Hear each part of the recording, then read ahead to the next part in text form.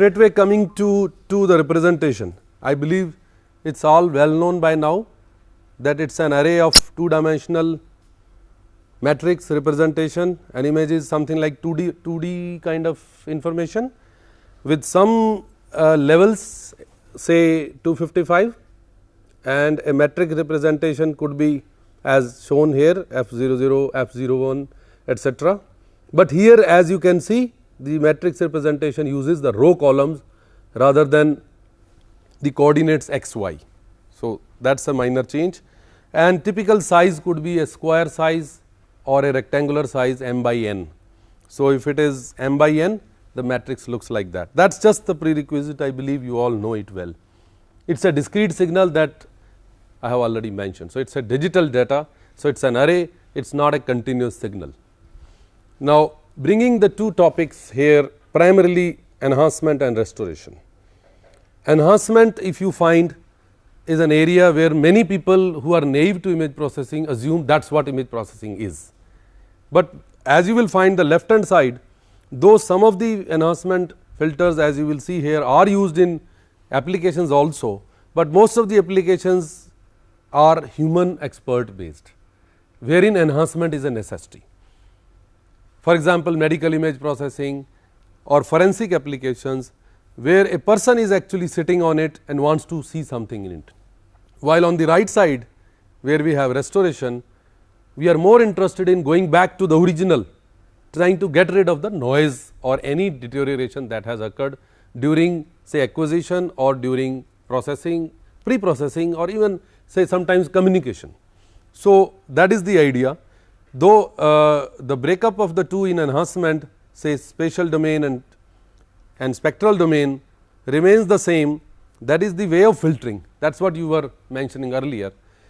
These filters most of the times may enhance not in visual terms, but in terms of signal to noise ratio or in terms of suitability to the machine automation kind of application. So, the categories that are mentioned, say point processing or spatial filtering or spectral domain, these are not just limited to enhancement only, they are also available in any other applications. So, many times the visual enhancement basically is meant for human experts, and other methods of enhancement which you may not like actually, this is what I am trying to say. The enhancement may not appeal to you, many enhancement actions on the image are not pleasing to the human eye. So, many of the applications examples that I will take later on, you will find that the overall image sharpness or a contrast or any appearance is actually deteriorated, not truly deteriorated, but suited to the machine, because machine cannot handle large variations or other appealing appearance that human like to see. So, there is a difference in what humans prefer to see while looking at information within the image and what machine can actually process. Let me say that way, machine cannot process all that detail that humans may like to see. So, that is the difference between the two, as you will see later on also, and I will go to detail of point processing and area processing, and as you said spatial filtering, some I would say tangential idea of that will come in the examples that follow. Now, giving what I have already said is enhancement versus restoration. Now, the true difference between the two, although the initial slide did have filters covered under enhancement. So, now see the very first says here better visual representation, isn't it, while on the other side removing effects of sensing the environment. So, on the right side we are trying to know the truth behind it, what was the real image trying to describe, say in the reality, in the real world. So, we are trying to get the best of what was intended to be acquired rather than what is visible or what is pleasing to the eye. So, the left hand side typically goes on to the pleasing to the eye. So, the left hand side definitely becomes subjective. There is no measure of quality or enhancement that a system can provide. It may be that it like taste and other subjective things, a particular human set of experts, say doctors or forensic experts may prefer particular enhancement that this helps them. So, you will have to have a kind of social science study here to really get into the final subjective level of enhancement quality, while on the other side there is an objective measure, you can always mathematically or otherwise define what say restoration or other aspects are. Again, left hand side I have already mentioned, the quantitative measures are not possible, while on the right side we have restoration where we can have the objective and mathematical or model based quantitative measures. Finally, which I wanted to stress upon is the left hand side meant for human experts.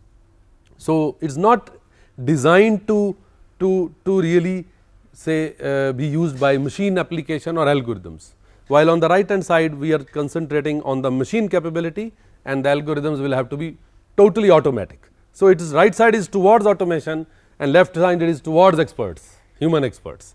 So, that is where the difference remains. Now, I think the purpose of restoration is well understood by you. If I know that you have already covered some previous material on that, it is just to undo what has gone wrong with it, isn't it? It is just like I want to change the paint in this environment.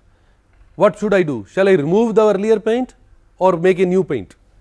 So, the best way would be to remove the previous effects, restore the original thing and then try to do it. But if it is not possible, you have no idea, you have no recovery path possible, then you go ahead with it. So, in case of restoration, we try to undo anything wrong that has been done, and many times the reasons behind that are, as I said, communication channels. So, there are noise reasons for noise addition, or sometimes the older methods like the motion of say acquisition sensor, say camera, or the object itself is moving. So, basically the sampling theorem or other motion are creating some defects in the desired acquisition process. So, that is the idea that we want to restore, or if there is a quantization noise, most of the times we are concerned is only the quantization noise. If everything is fine, the discretization or digitalization process itself will have some noise and some unreliable kind of repeatability. So, that sometimes we are concerned in many applications. So, the area of interest could be one, particularly you are interested in a particular area, you want to have what generally goes as segmentation, could also be sometimes that you want to remove other things, or as I said some deviations on the sensor could be like focus problems. So, there are many things you will find, whether you really can recover or restore would remain another difficulty. Many times you cannot recover. I told you for the situation in this environment, it is not always possible to recover everything, because the process might be irreversible. So, mathematically you may not know what has gone wrong with it. So, many times it is not possible unless you know everything well in advance as a model. So, some model I have given quickly, that assuming it is a mathematical or you can say discussion purely from academic point of view, with the assumption that we know what has gone wrong with it. If we were so sure of what is going wrong with it, why do not we correct it? I would put it that way. So, therefore, do not take restoration as something that you can do. You cannot do many things, you cannot undo many things. So, restoration is also only applicable in some very simple situations where our assumptions are true to your kind of modeling. So, therefore, though it sounds very nice here that you can add something, subtract something, but I do not think from experience that we have, and some application models itself indicate that all cannot be reversed, all cannot be recovered, all cannot be undone. So, keep that also in mind while considering the topic on restoration. So, this is in the showing that if you had an input say f x y, some transfer function is occurring say h x y, it is affecting the input and changing to something else, and during that process the noise gets added. So, it is a kind of old method of multiplying and add kind of thing. In this case it is not multiplying, it is some convolution that is occurring. So, h x I some says something degradation occurring to the input image. So, it is a hypothetical situation where noise gets added in the process, and if we can know everything in advance for all about that, we may find a mathematical method of reversing it. So, that is where some restoration filters have been listed here, that degradation model is understood and filter is appropriately applied, which tries to do undo process, and the way of doing them are kind of some inverse filter like which reverses the filter, something pseudo inverse which is again near to inverse, and something that is kind of constrained situation where you want to do it in a constrained manner. The right hand side is again unconstrained, where there are other filters which try to do freely anything on the input process, and then try to recover something closer to f hat x y, kind of some approximate nearer to the original image. So, basically the idea is some methods are there, you will see some details on these filters. If you have already covered them, fine, otherwise we will have some brief go through of that. So, the categories here are, say, inverse filtering, as the name says, if you know the function you can find some way of reversing it. So, it is a kind of pure known situation, as they say blurring situation, if there is a motion blur or a camera motion. So, there are models that can recover if everything is known well that this much motion was done. So, there is a filtering which does in a kind of slightly improvement Wiener filtering, which tries to reduce the error kind of situation. You will find that there is a trade off between kind of denoising and inverse filtering. So, there is a noise process occurring in between, there is a inverse filtering that is occurring. So, some balance is achieved in this case, the details will follow again, and some models use wavelet applications, wavelet filtering similar to the Fourier domain, and there is something called blind. These are titles you can say at the moment, it is only a line or two is described here, but we will have to go through some more detail on that. The idea is that blind deconvolution simply says that we are trying to restore, we know nothing about it. It is like we have got something, we know nothing what has gone wrong with it, we are forcibly applying some deconvolution that it must have gone corrupted by, say, something like that. Whether it has gone or not, you do not know. So, that is something like blind kind of situation. Also giving you some feeling of linear and non-linear system models, and there are basically the two categories, as you will see, and I think the non-linear ones are the ones which we intend to do. Many processes that we do are non-linear ones. So, in the degradation model also we try to do some applications which are actually non-linear, but in the model that we just discussed was not non-linear. It was assuming a kind of convolution was possible. So, inverse filtering was possible. So, you will see that how degradation in a non-linear manner could be actually helpful. Now, what is degradation here? Actually, it is not degradation, you will find there are many applications for that. Particularly, if I give you example of say format conversion. Now, format conversion is just one example, you will say yes, there is no degradation.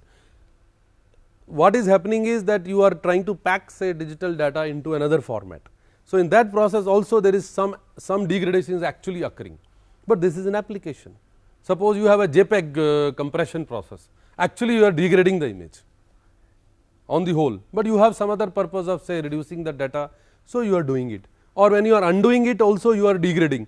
Actually, you may say no, you are restoring or you are improving it back to the original, or you are trying to approximate with the reality. So, that is the idea. Any post processing, anything we do afterwards will also be some degradation. So, I am trying to give you a feel of some opposites, some feelings that there are other ends of the thinking as well. Say anything that we do on any image may be degradation, because you will find that we are actually doing betterment to the application, but actually on the other hand you will find we are losing the originality, we are losing the image.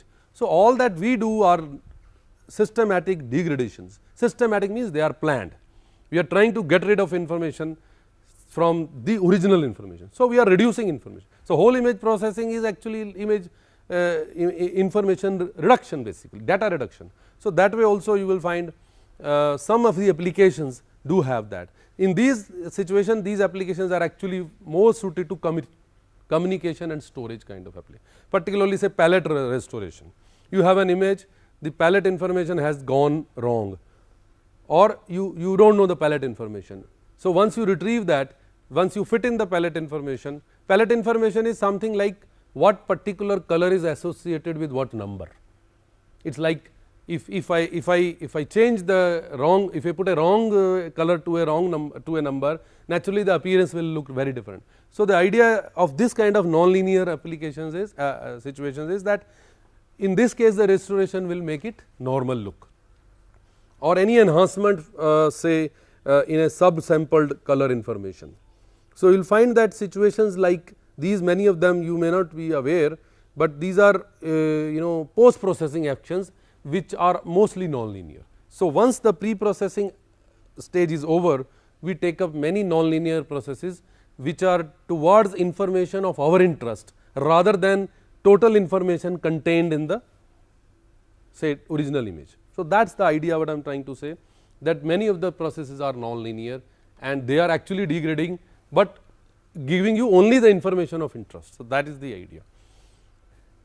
Considering histogram, I believe you have covered it somewhere in the analysis of images, that you really require a feeling of how the distribution of colors is, how the distribution of data is. Here the image shown is color, but you imagine that there are multiple or rather 3 colors in the image basically, and the example on the right, the histogram here shows actually for one of the colors.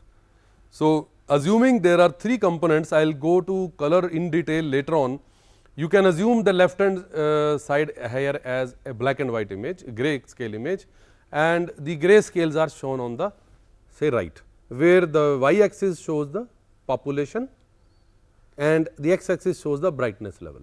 So, you find that the right most pillar here, or if I say this part, the yellow up going there, indicates that there is some over saturation of the color or brightness, and you can see the sky here on the top side there on the image side is just white.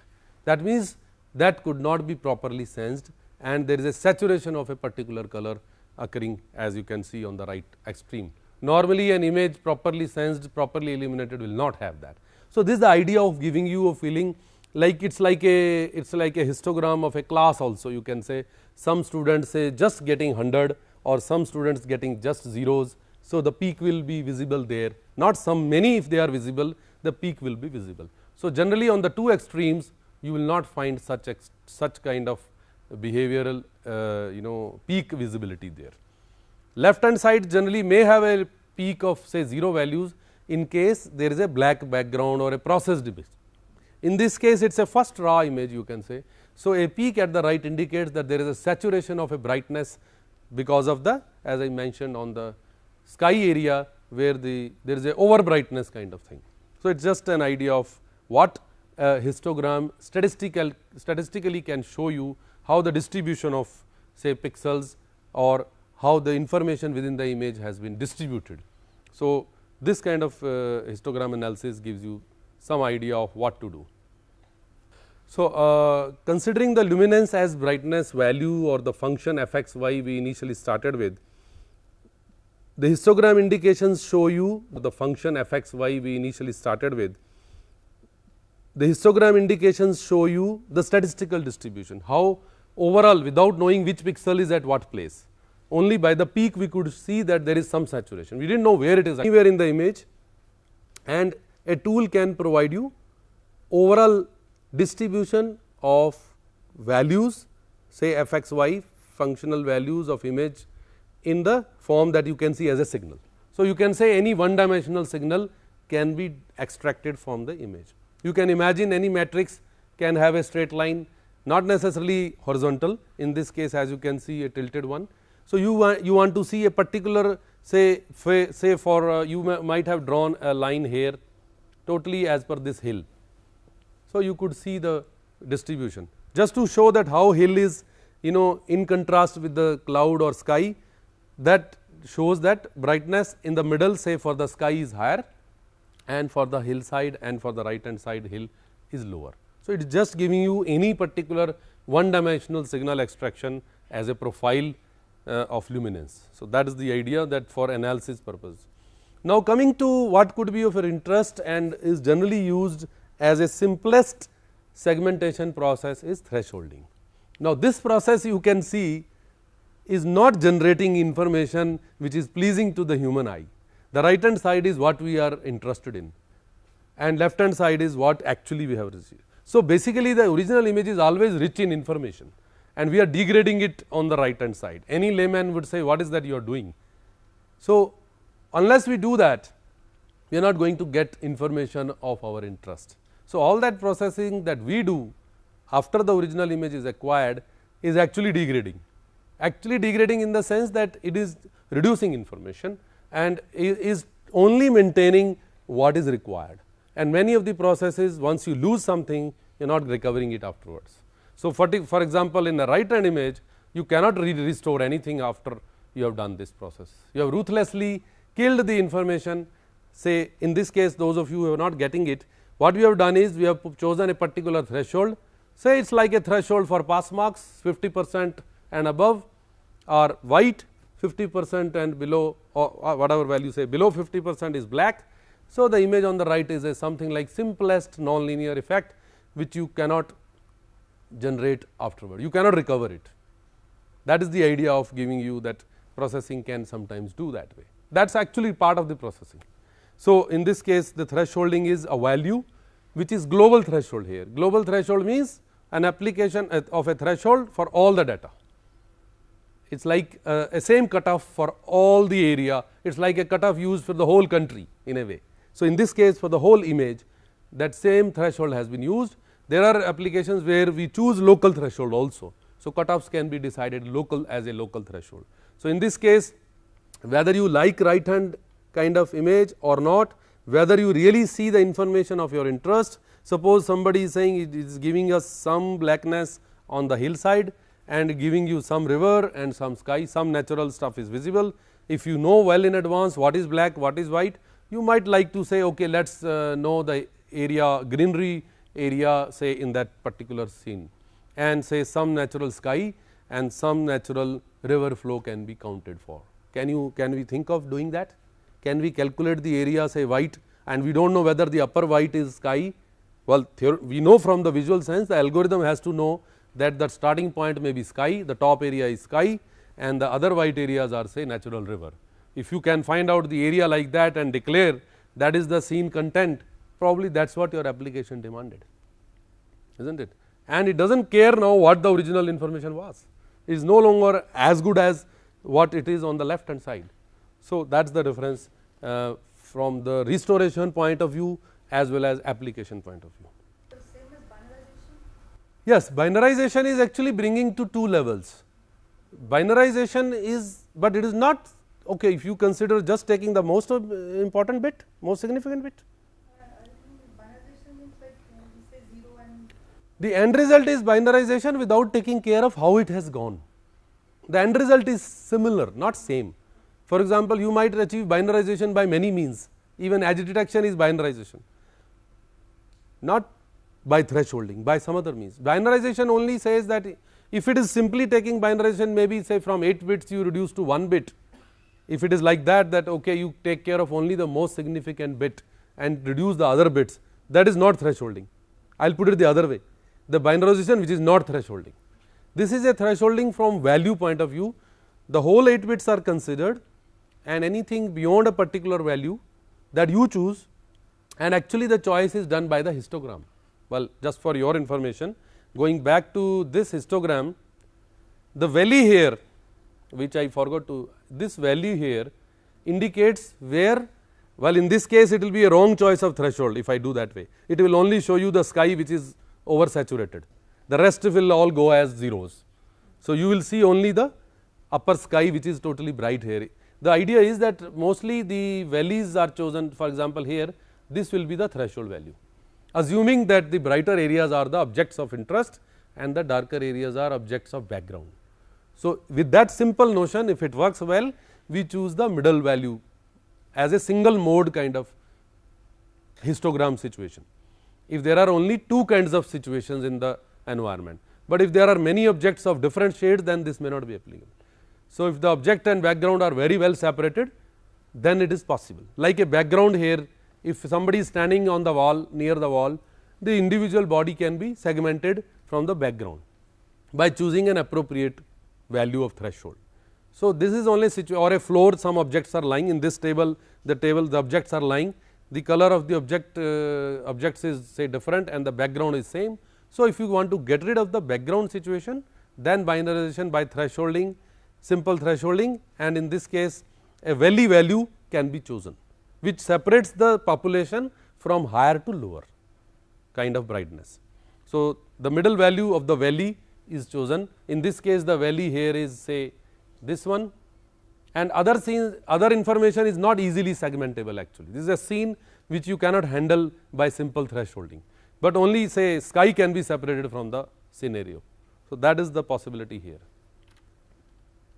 When you do the slicing, that time Yeah, there is a slicing of binary, you can have 8 slices of the images. So, multiple values of multiple binary images are also possible. That is one safer way when you do not want to use threshold.